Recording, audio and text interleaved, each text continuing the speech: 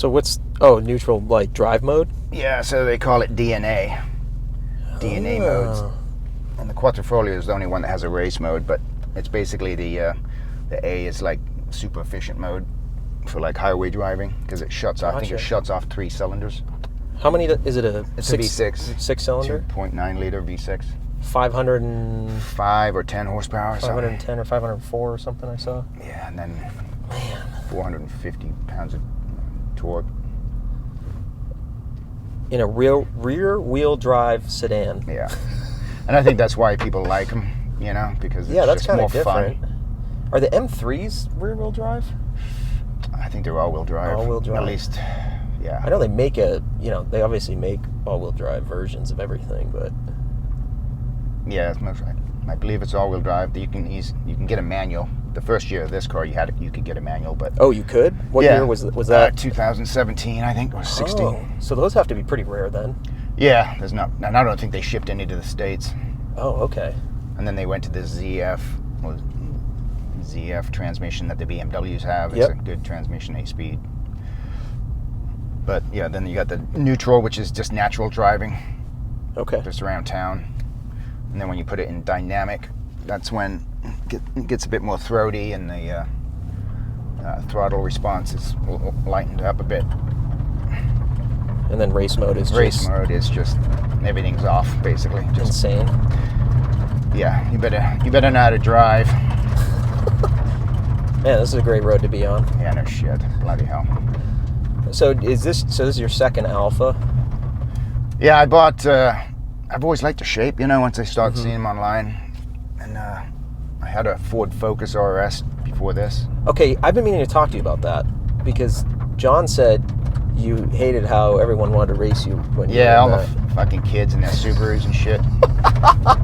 With their Monster Energy drinks and their flat brim hats. Yeah.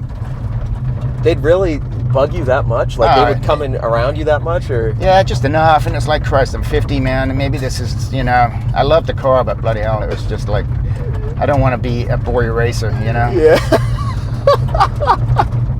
That's crazy that they would bug, because I've been looking at not anytime soon, but down the road. Oh shit, bloody hell, I can go. Fuck this. Well, it just changed. That was weird, wasn't it? Yeah. I was looking at those and the new Civic Type Rs. Yeah, but those look goofy to me. Well, the Type Rs do? Yeah, though. Have you seen the newer one, though, that they changed the whole back end on it? No, I haven't. Because it's called the FK5. The FK8 or FV8 is the one that they came when they first started doing the Type Rs back in 2017. And those are the ones with all the extra grills in the back and the weird rear end. The new one is way cleaner. Yeah, so, the Rs, with the big wings and all the bits and pieces, it just looked like somebody just kind of started throwing up on the design, Yeah. That's the way I feel, like simplistic, but curved, design is a big thing for me. I mean, you don't need to add a bunch of crap on it just to add a bunch of crap on it. Yeah. And they start getting a bit too much. I like the front end on these because it's similar to the BMW, the new BMW ones that are really long, but it's not to the point where it's obnoxious.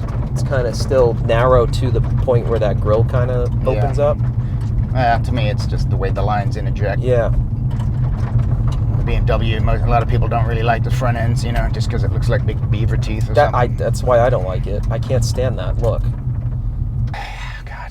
I don't know why the hell I need a 500 horsepower. Driving around town, I never can do anything, you know what I'm saying? It's like... Do you know if there's any others even in Idaho?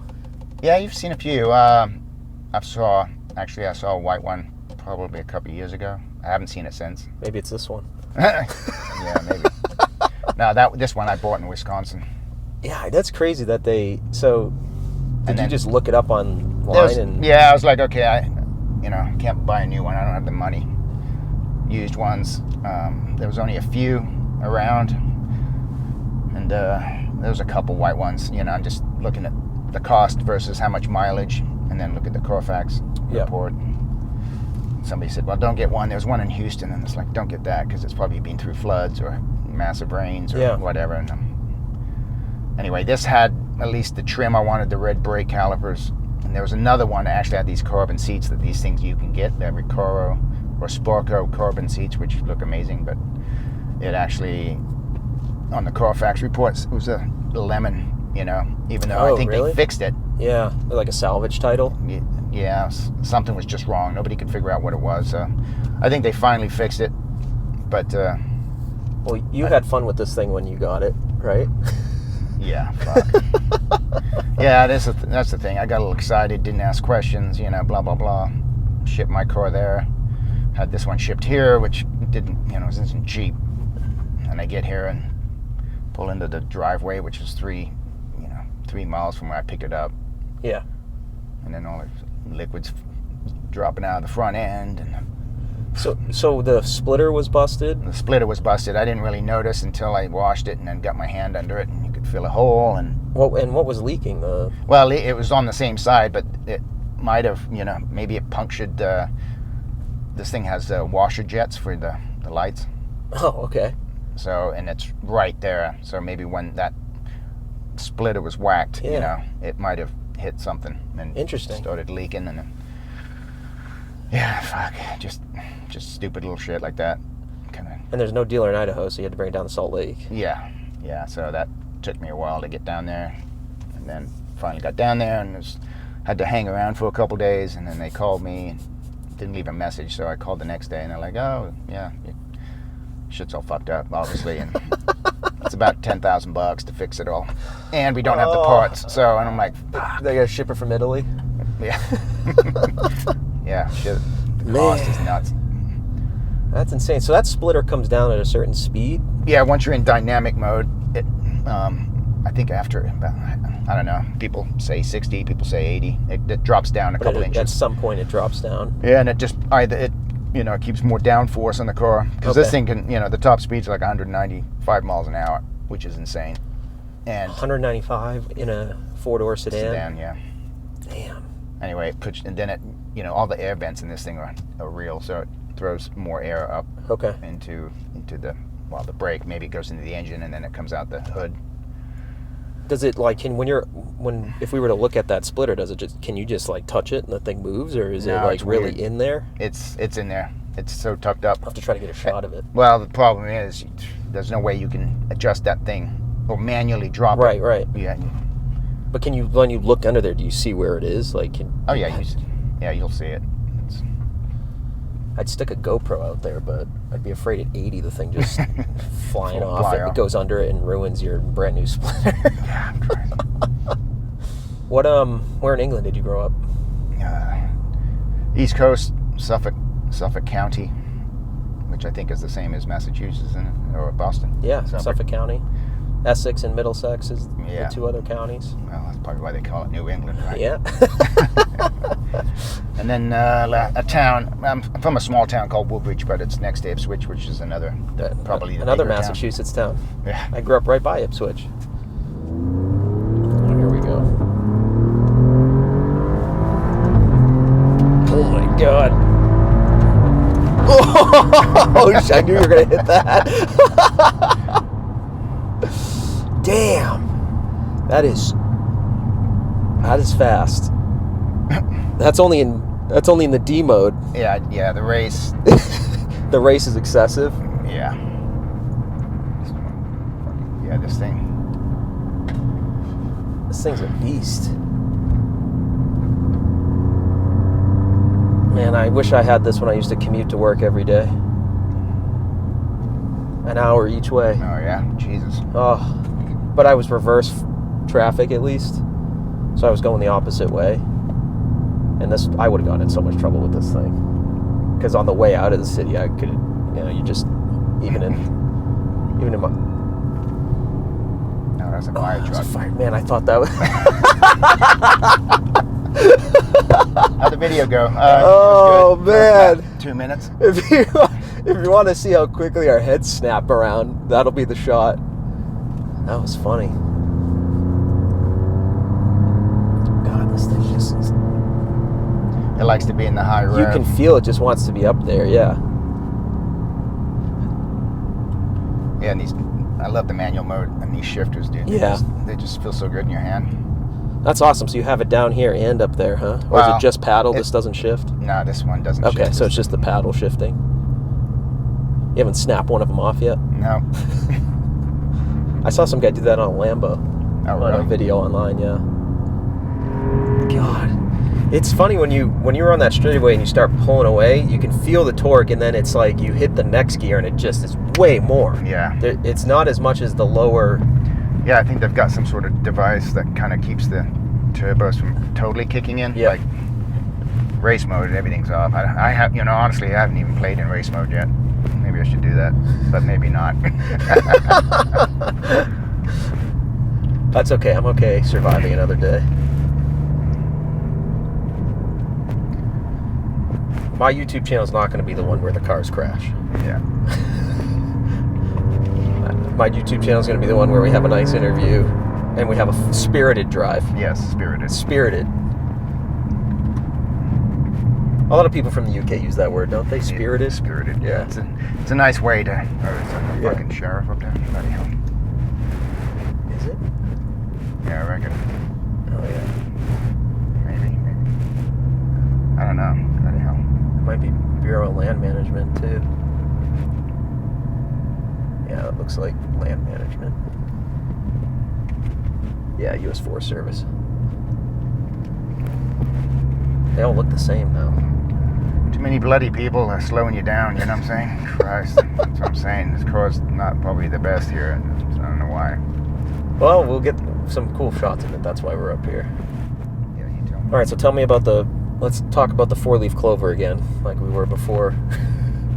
So there's two of them, right? One on each side, or is Correct. it just that? Yeah. And they put that on that, or there was a driver that put that on there? Yeah, I think, like I said, I've read the story multiple times. I just kind of keep forgetting the actuals, but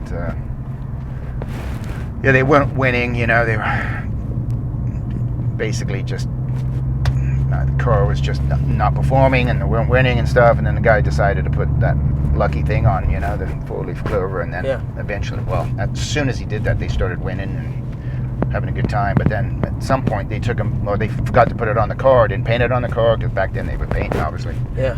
And then the guy died. So then whoever was with that whole team decided, hey, we got to keep it on the car, man. That's just part of the heritage now, Yeah. Because it's interesting to have like that. Yeah, for an Italian. Yeah. 4-leaf clover. I don't know if there was some. I think even in Italy, I think it's world known that a 4-wheel clover is luck, right? Yeah. I like it. I think it's pretty cool. It is cool. It's when I've seen them. When I first saw your car, I said, "Oh, I wonder if he put those on it," because it just stands out. It's green on a white car with a when they have red emblems for the brand. Yeah. Like all of the colors are red. And then I looked one up and it had it, and I said, "Oh, maybe it's like a thing people put on it." And I just never went further than that. Yeah, no, it's only on the Quadrifoglio editions. I think the 2-liter ones don't have it. What the driver's name was. It's probably like Giuseppe or something. It was Giuseppe. Are you serious? It's Giuseppe. Giuseppe. It is, though. This auto was specially prepared by Giuseppe Morosi. Giuseppe.